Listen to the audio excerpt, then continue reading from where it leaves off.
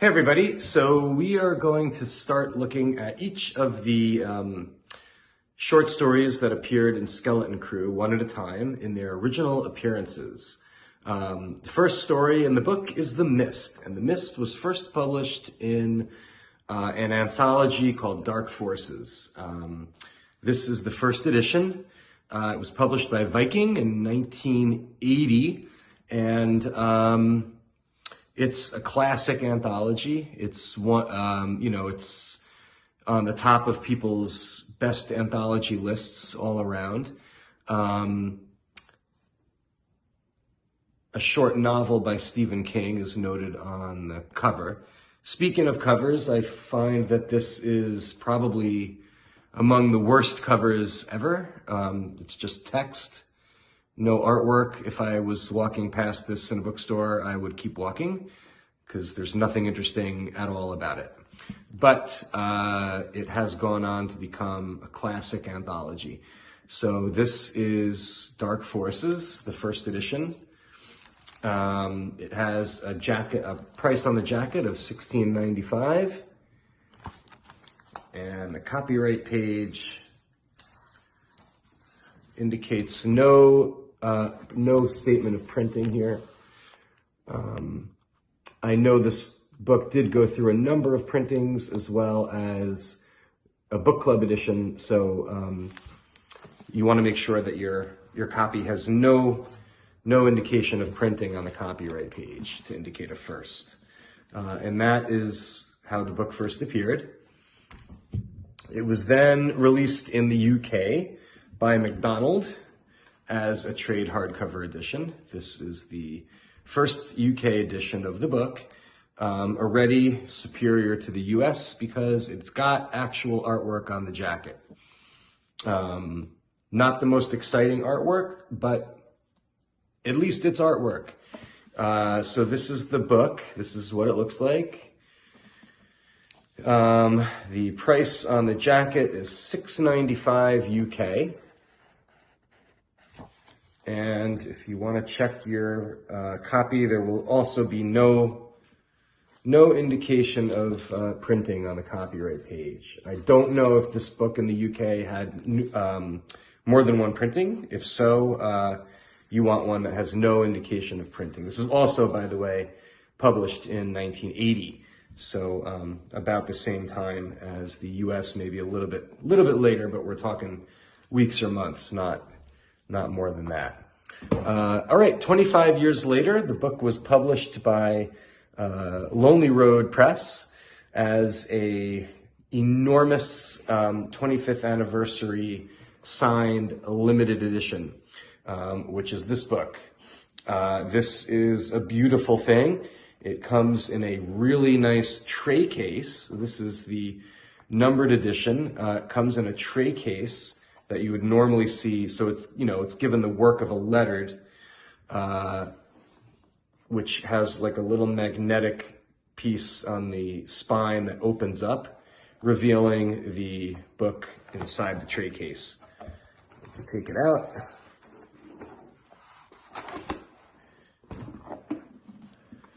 All right, so here we have, oops, get that out of there. Nope, go away. All right. The book is monstrous. It is huge and thick. It actually has really badass artwork on the front, so way better than the trade editions, which is actually wraparound artwork. Sorry about the glare. I don't know how well you can see it. And it was one of 300 copies. I do not believe this was signed by Stephen King, but a lot of other people signed it. Here's the signature page. Beautifully done by Lonely Road. And I should really do this after the video. Okay, ribbon. All right, and then it was, simultaneously released as a lettered edition. This is the lettered edition. It is one of 26 copies.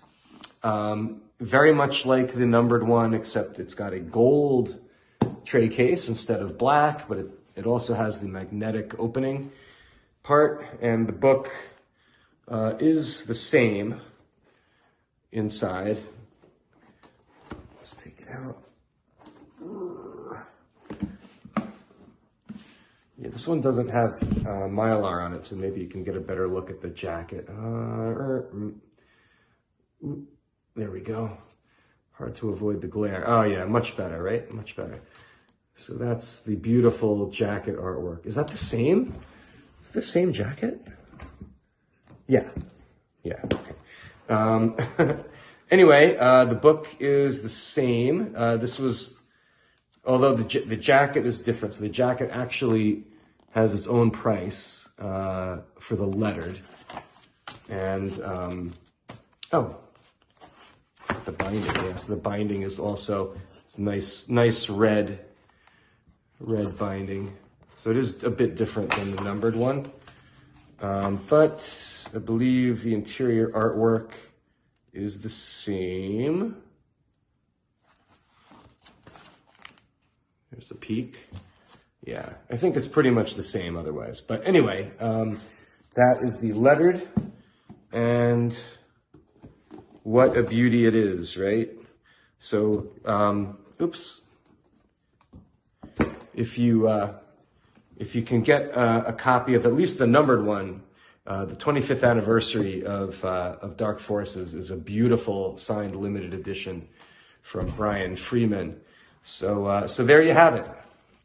Dark Forces featuring The Mist. Okay, so we are going to be looking at the spring 1968 edition of Ubris, which was a University of Maine at R&O literary magazine, in which King published fiction over the course of 4 issues, 1968 and 1969. So this issue is the spring 1968 issue, and it contains 2 stories that were later reprinted in Skeleton Crew. The first story is Here There Be Tygers, which is this one. And the second story is Cain Rose Up, which appears here. So, this, what can I say about this? It's really rare. They're hard to find. I've actually owned 3 copies of this in my years collecting. But it is a tough, these issues of Ubris are very tough to find. Very few were printed, and it was a college magazine, so how many people saved these? How many of you guys actually have copies of your college literary magazine still, right? So in the late 60s, you would think that anyone who had this and then graduated from the University of Maine, upon graduating and moving out of the dorm, probably chucked them. So I don't think very many are left. It's a cheaply done, stapled magazine, and it's quite rare. So finding copies are difficult. Not the most difficult thing in the King world to find, but pretty difficult anyway. And what else? Oh, here's the front page, in case you're interested. Spring 1968. There's nothing on the front that says the name of the magazine. It's just an illustration, and yeah, I guess that's it. I mean, it's really rare, but I don't have sadly, I don't have a lot to say about this, but I guess we're trying to keep these videos on the short side. So there is the spring 68 issue of Ubris. Okay, and now we're going to be taking a look at the first appearance of the short story The Monkey, which was later collected in Skeleton Crew. This first appeared in the November 1980 issue of Gallery magazine, which is this. The cover says, an exclusive new 32-page horror story by Stephen King, best-selling author of The Shining. So he does get a mention on the cover at this point. It's 1980, late 1980, so you know, that's warranted. And this is, so the monkey is, I should have thought of this first.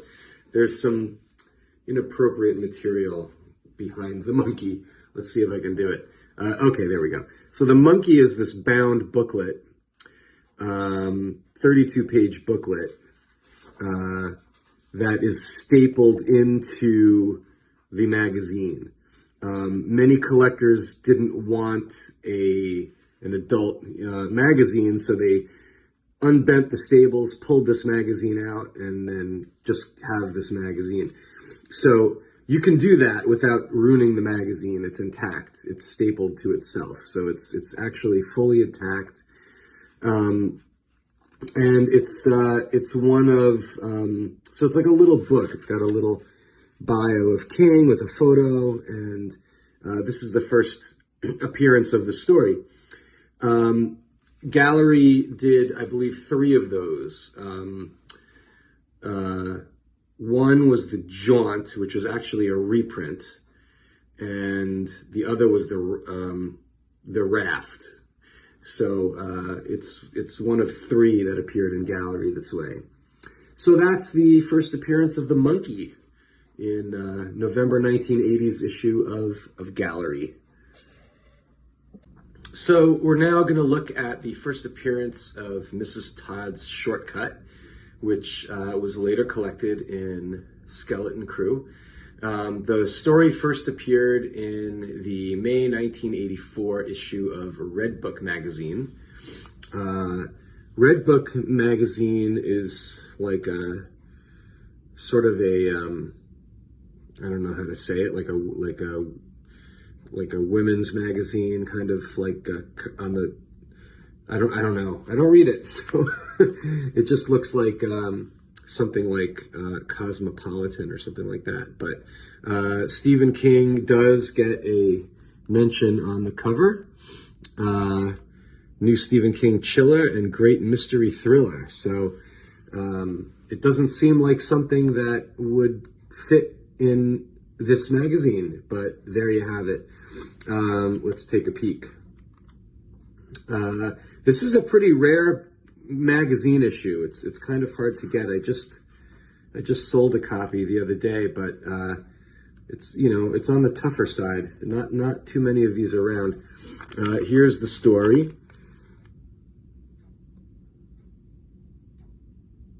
And that's about all I can say about this. Yeah, I don't know much about Redbook. This is the only issue that had a Stephen King story in it, so it's the only one I own. And I haven't read it other than the King story. So there is Redbook with Mrs. Todd's Shortcut. All right, so now we are going to talk about the first appearance of the short story, The Jaunt, which later was collected in Skeleton Crew. The Jaunt first appeared in 1981 in Twilight Zone magazine in the June 1981 issue, which is here. It does have a mention on the cover, Stephen King's new thriller, The Jaunt. And one thing I can say about this is that it was subsequently, it appeared after this in Gallery magazine as a bound booklet, but that was afterward. This is the first appearance of the story. So if you collect first appearances, this is the one you want, not the other one, not the Gallery. Here we have it. It's got a nice 2-page spread with some black and white illustrations. And I guess that's about all I have to say about this. Love the story. One of the better ones, I think, in the collection in Skeleton Crew. But this is where it first appeared. Twilight Zone, June 1981. So we are going to take a look at the first appearance of the short story, The Wedding Gig, which later appeared in Skeleton Crew. This story first appeared in Ellery Queen's Mystery Magazine, December 1, 1980 edition. And this is the issue. It does have Stephen King's name on the front. However, it does appear below Julian Simons. Anybody know who that is? Not me. So he was second billed in 1980 underneath someone that probably no one knows. Oh, look, there he is. That's Julian Simons. That's the guy. I don't even know who that is. I thought it was Colonel Sanders. Anyway, this is Ellery Queen from 1980, and The Wedding Gig is on page 127. Let's take a peek. Here we have it, The Wedding Gig. And that is, you can see the date. That is the first appearance of that story. I don't have much else to say other than now I know who Julian Simons is, or at least what he looks like. See what you learn watching these videos? All right, so now we're going to take a look at the first appearance of the short story, The Raft, which was later collected in Skeleton Crew and first appeared in the November 1982 issue of Gallery magazine, which is this. The story does have a mention on the cover, Spellbinding, The Raft. And it was the second short story that was published as a bound booklet inside of Gallery magazine after The Monkey. And there was a third one, the Jaunt, which, as I mentioned, was previously published or had been previously published. So if you collect only first appearances of stories, you may want to give that one a pass. But these are the two you definitely want in your collection. And to show you this, unfortunately it's bound like directly into some potentially R-rated, definitely R-rated material. So I have to show it to you. I don't even know how I'm going to show this to you, but I have to maybe not show you the whole booklet. So there it is. I don't want to offend anybody. There's the Raft. It's just its own little booklet bound in here. Okay, and maybe if I open it, we can avoid. There we go. It's got a little bio of Stephen King, and it's a little bound short story like that. And unfortunately, this lady behind the book is topless there, so I have to watch out. Anyway, I don't want to risk a little peek at something that might be offensive to you. So there is The Raft in Gallery of November 1982. Okay, so we're now going to look at the first appearance of the story, The Word Processor, which was retitled Word Processor of the Gods and collected in Skeleton Crew. The story first appeared in the January 1983 issue of Playboy magazine, which does feature, does it? Oh, just has Stephen King's name. Second build under Isaac Bashevis Singer. So there you have it. Let's take a peek at the story. Oh.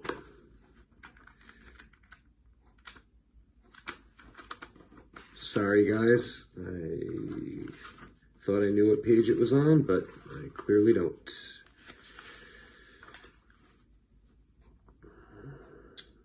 173.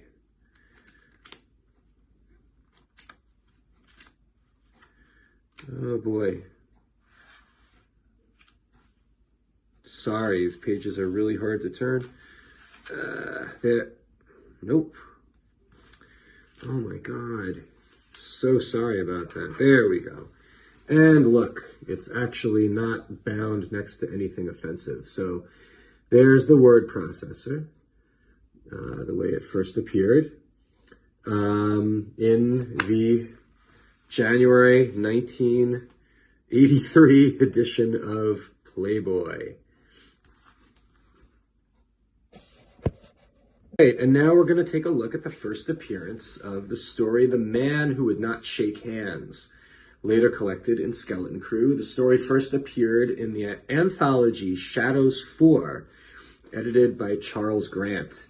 This is the second Stephen King short story that appeared in a Shadows anthology after the first Shadows, which featured Nona, which we'll get to in a bit. So Shadows 4, I'm sorry for the reflection. Oh, there we go. Shadows 4 was published in 1981. This is the first edition of the book. It was published by Doubleday. If you want to check to see if your copy is a first edition, you're going to look for the $10.95 price on the jacket. And the copyright page will say first edition with no statement of printing. Okay, and the Stephen King story is the first story in the anthology, The Man Who Would Not Shake Hands. What else do I have to say about this? Not much. So that's the first appearance of that in Shadows 4. And there you have it, Shadows 4. Okay, so today we're going to be taking a look at the first appearance of the story Beachworld from Skeleton Crew that first appeared in the fall 1984 issue of Weird Tales magazine.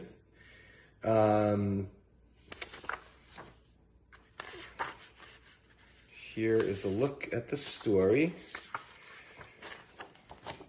Beachworld. Comes with a little black and white illustration. And let's see, what can I say about this? It's a pretty uncommon issue. Finding this even today is pretty tough, moderately difficult to find, I'd say. So it's on the more obscure side, I believe. You can still get it, but it's not the easiest book. It's not the easiest magazine. Other than that, so it does have a second billing. Stephen King's story is second billed under Harlan Ellison, 1984. So he was, he was at the top of his game in 1984, about as popular as he would get, I would say. So I'm not sure why he's second billed here. But anyway, that's Weird Tales featuring the first appearance of Beachworld. Okay, and now we're going to take a look at the first appearance of the story, The Reaper's Image. The Reaper's Image was Stephen King's second professional story sale, and it sold to Startling Mystery Stories in 1969. He had his first story published in that digest in 1967, which was The Glass Floor. So The Glass Floor was his first story sale, and it was followed 2 years later by The Reaper's Image. And remember, King was still in college during this time. So as a college kid, he had 2 professional story sales.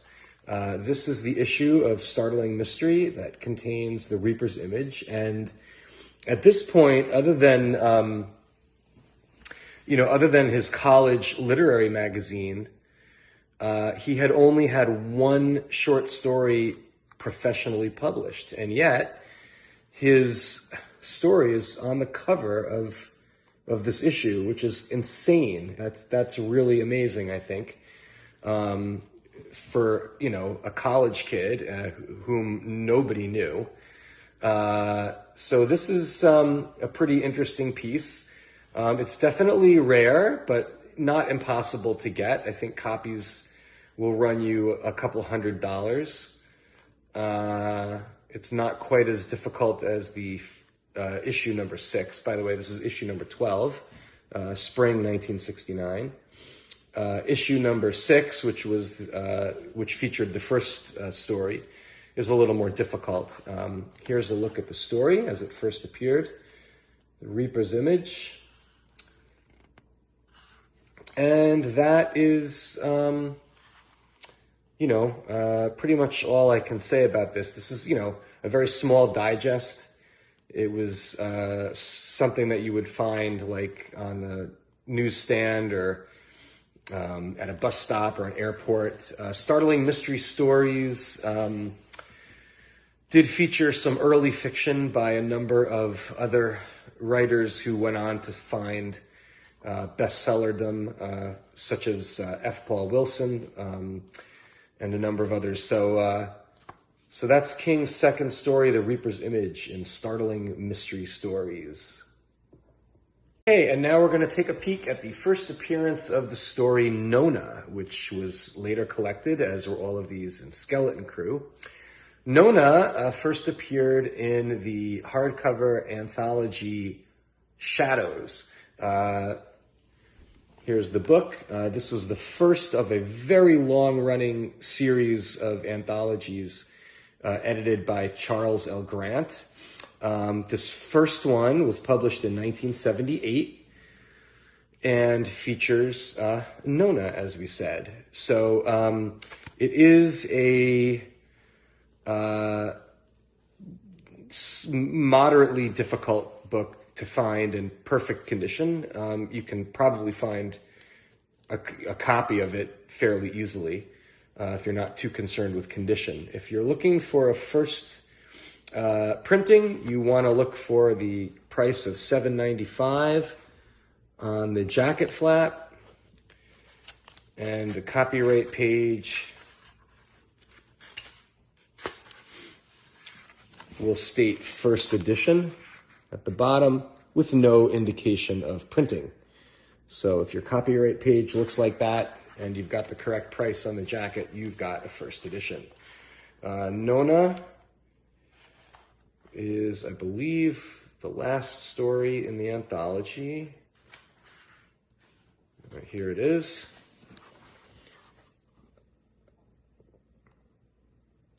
And in 1978, King's name does appear on the front, on the jacket, although he's third billed underneath Robert Bloch and John Crowley.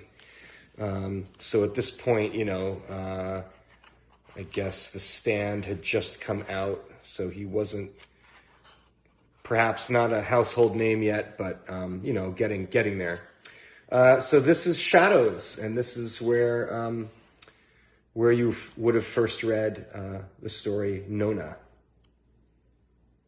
Okay, so now we're going to take a look at the first appearance of the story Survivor Type, which is definitely one of my all-time favorite Stephen King short stories. Maybe my favorite. I'd have to think about it, but it's definitely top 2 for sure. The story first appeared in an anthology called Terrors, edited by Charles L. Grant, which was published in 1982. Here's the book, and it was a cheap little paperback, mass market paperback, published by Playboy, actually, and it's very difficult to find a copy of this in fine condition. Somebody asked me recently to pick one up for them, and I was unable to find one. I couldn't find one anywhere in acceptable condition. So usually the spine is creased up and it just looks like a terrible mess.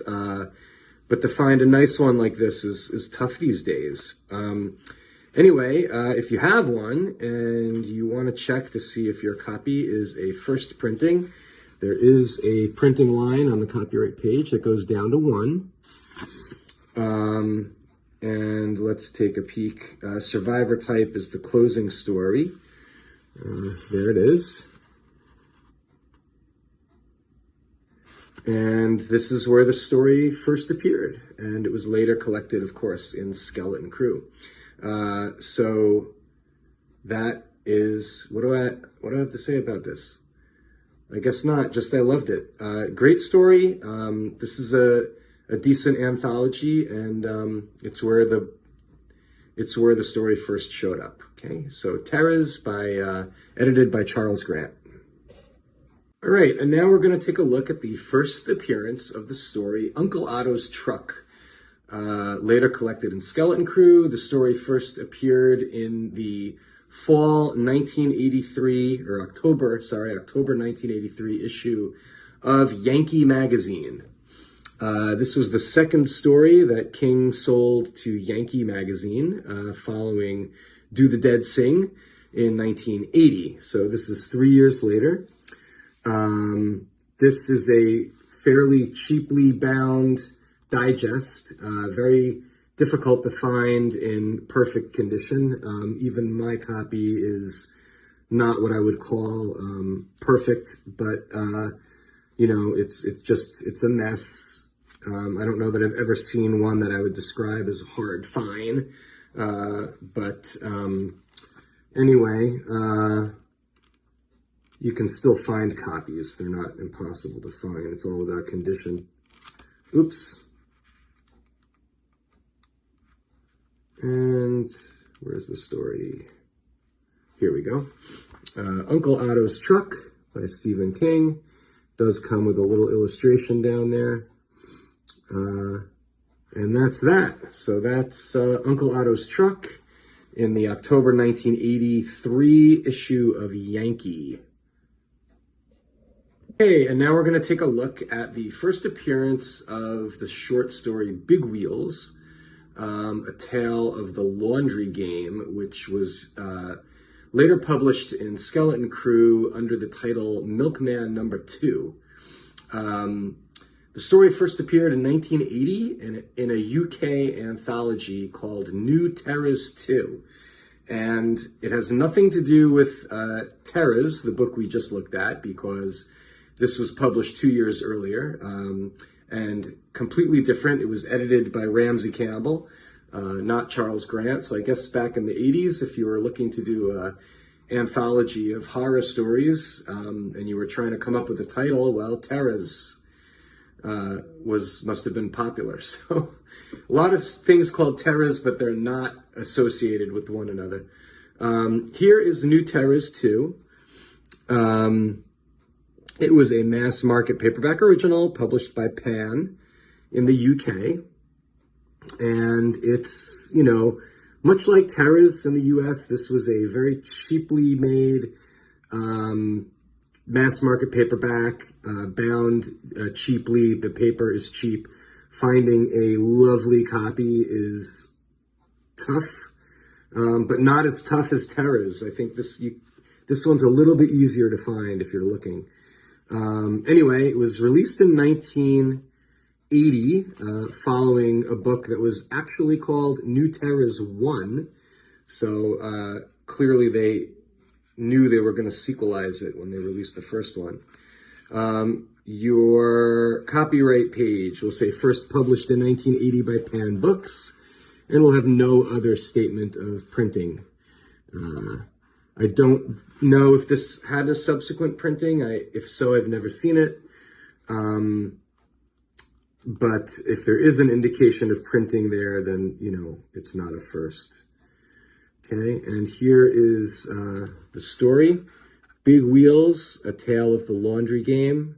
That's as far as I'm going to open the book. Sorry, you can't see the whole title, but you get the idea. So, Big Wheels, first appearing in New Terras 2. Okay, so we're going to take a look at the first appearance of the short story Gramma, which later appeared in Skeleton Crew. The story was first published in the spring 1984 issue of Weirdbook, which is issue 19, Weirdbook 19. Weirdbook appears to be, this is the only issue I have, but it appears to be a fanzine. It's staple bound, very thin, very cheap paper. It's just a little black, it's got black and white illustrations on the inside, but it's got the look and feel of a very cheap fanzine. It's published in I almost said Brooklyn, Buffalo. It's published in Buffalo, upstate, and I don't know how they managed to get Stephen King to write a story, but they have some pretty big names for the mid '80s. In this issue alone, they've got Daryl Schweitzer, J.N. Williamson, Steve Rasnick-Tem, Ardath Mehar. They've got like a whole bunch of these fairly big names. So man, what a coup. I don't know how this little magazine managed to do that. But anyway, here is the first appearance of Gramma. I believe it does come with an illustration, maybe on the second page. Nope, third page. There we go. Here's a full page illustration from the story, and that is Gramma in this little thing, Weirdbook. And you'd think such an obscure fanzine style magazine would be impossible to find 30 years later, but it's really not that hard to get. So not super rare, weirdly. Anyway, there you have it, Gramma. Right, and now we're going to take a look at the first appearance of the Ballad of the Flexible Bullet, which was later published in Skeleton Crew. The novella first appeared in the, I have to look because I can't remember the month. What month? June 84 edition of the magazine of fantasy and science fiction. So Stephen King had published many stories in the magazine of fantasy and science fiction, including Night of the Tiger and all of the original Gunslinger stories, and went on to publish more fiction in the magazine later in his career. The magazine of fantasy and science fiction is a huge standard for fantasy and science fiction. It's been around for decades and decades. Tons of famous writers had early stories published in this digest, including Dean Koontz, F. Paul Wilson, Isaac Asimov, you name it, Harlan Ellison, all these guys. Anyway, King's got the cover story here. They got an illustration from the story, and it's basically the entire cover. And it's the first story in the book, The Ballad of the Flexible Bullet. It's really not a difficult issue to find, nor expensive. I think you can still get this for 15 or 20 bucks.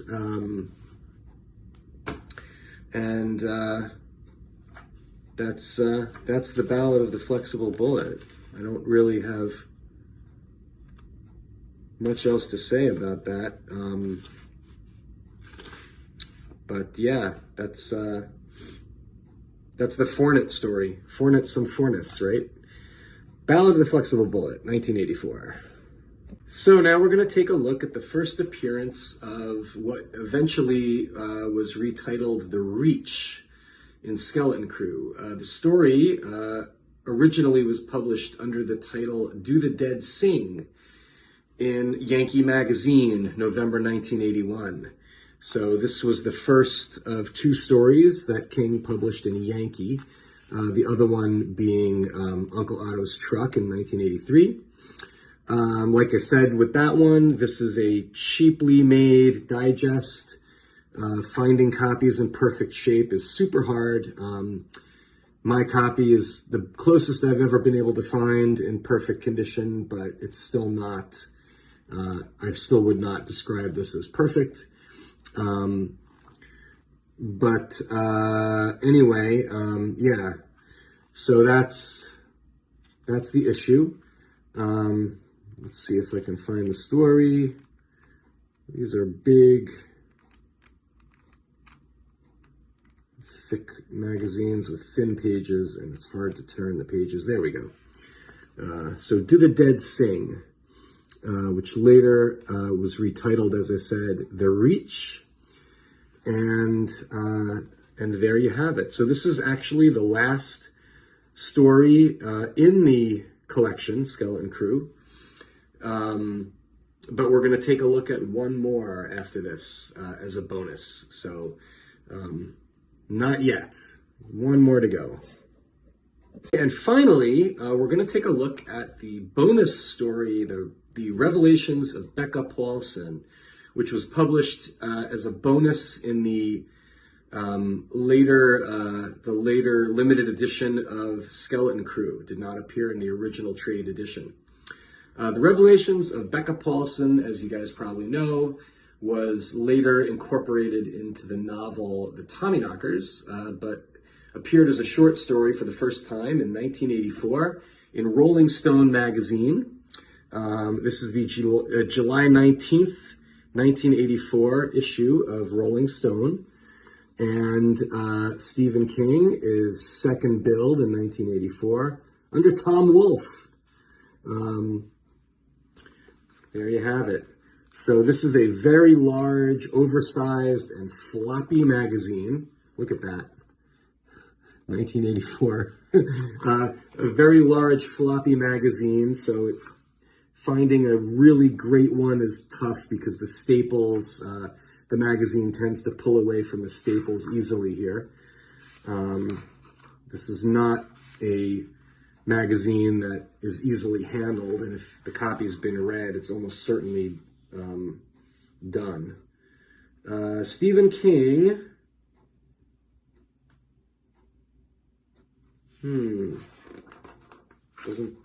What page? Sorry, you guys. I should have checked this before I recorded the video.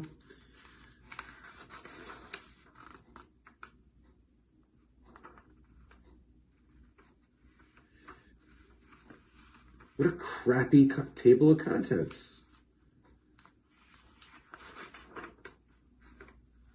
Oh my God. Page 80. God, it's so unclear. So unclear.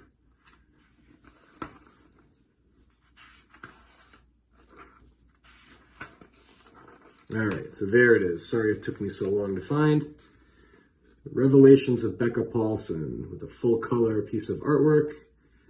And there's the story. So this was the bonus story in the limited Skeleton Crew.